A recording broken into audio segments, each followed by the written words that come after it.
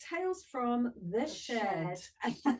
And we're talking about Menopause leave.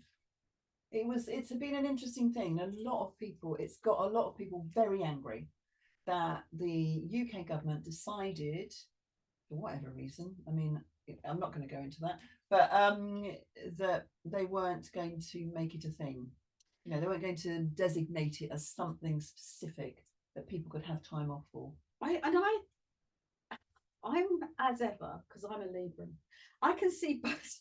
I can pull both sides on this because wherever you're watching this and whenever it is, there's a new law at this point mooted in Europe that women with painful periods also have leave. And I've spent a huge amount of my professional work working with women with hormones, and the struggle that women that really struggle with endometriosis and really situate that they're in pain that would knock you off your feet for sometimes 14 and 15 days every single month. It might be 7 days at the beginning of their bleed, 7 days in the middle of their bleed, and the rest of the time they're in pain that somebody that isn't there is an intolerable amount of pain that they go is nothing.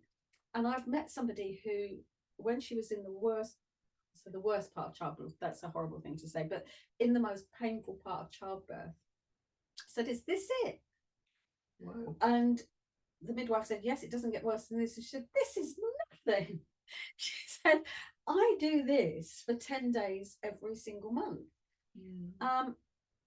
Because I've worked with the women, I see it, but I can't really get it because I haven't. You can only really walk the path. Yeah. So in one way, you might say that getting time off for painful periods is absolutely valid then. That because these women suffer so much and they're expected to go to work and they can't stand up or walk, and so they have to take up their holiday to have this time.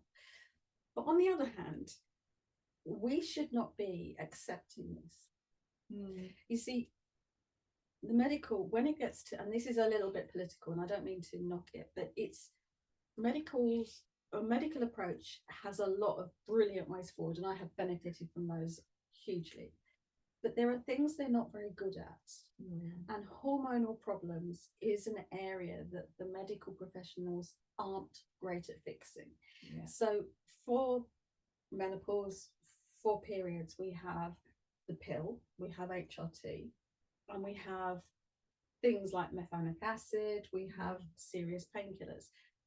And if they don't work, and none of them are curative, they're all symptom relief. In other words, we're trying to really get the symptoms. So you'll still have this for 40 years and you'll be on this drug regime. And if it works for you, well, that has its own side effects. If it doesn't, there's nothing more that can be done. That annoys me. There's something else that can be done. They can't do it. And what we're doing is politically, socially, and economically going around the medical solutions. And whilst for some people, and it's a small number of people, nothing will work, for a huge majority of those people, something will be massively brilliant. Acupuncture might work, herbal solutions. I have seen an awful lot of women with homeopathy, and it has absolutely got their cycle back, because many of these problems, like in menopause, comes from the fact that your hormones are out of balance, not that you have a fundamental problem. There's a very small number of people whose physiology causes problems. So what you're saying is, by saying that we should have time off for periods, by saying that we should time off for menopause, what that's saying is it's normal to have a bad time. It's okay. It's okay, and it's to normal be to have sick, a bad time. And it's okay to be on perhaps long-term sick if this isn't, a short thing. And it's okay. That means that you not only lose your working life, you lose your social life, because these people, just because you're not going to work doesn't mean you go to the pub, because these people are sick, they're really ill, if only that bad. Could be the case, if that was the case, it would be so bad. But it's like they're not going out with friends, they're not socializing, relationships break up because people are out of balance. Economically, yes, they're suffering, and that would be less, but it affects every part of their life. And we're going, poor you. Yeah, take some more time off. Take some time off and suffer a bit longer. And suffer a bit longer. And I'd like to see the philosophy, not of putting a whip saying get back to work, but certainly, why don't we do some kind of help that says, if this isn't working for you, as part of a national process, and I don't want to get political because I have no idea, funding, blah, blah, blah, that's not it. But it's almost that will of, let's help you find something that might work. And take time off to go to the acupuncturist, take time off to go to counselling, take time off to go to whatever it is, take time off to go for a swim in the morning, whatever it is. It's like, if those are things that actually work at this time, do that. Because our whole thing is, you don't have to suffer at menopause or any other time really, because there will be something that you, as you say, in the vast majority of cases, there will be something that you can do that will alleviate those symptoms, and it's okay, to explore that. And even for people that it has been so extreme, 20, 22 days a month out of 30, and the pain is horrific, absolutely horrific. And though we got that person down to having sort of 8 out of 10 pain, as opposed to 10 out of 10 pain, for 5 or 6 days. Wow. And she said, it's changed my life. So it was an extraordinary case, and she was doing it, but a lot of it comes from out of balance hormones. And I think my analogy might be, if somebody's having a lot of mental health problems and not doing it, we should send them for counselling and help, not just let them have 2 weeks out of every 4 at home. It's kind of like, if you don't feel that you can manage the outside world, stay at home. Whereas actually what we should be doing is saying, if you don't feel you can manage it, let's get you a place where you can manage it, and then you can choose to stay at home. But you don't have to. And I think in a lot of other worlds, we would be looking at helping people get back their health so they can make choices.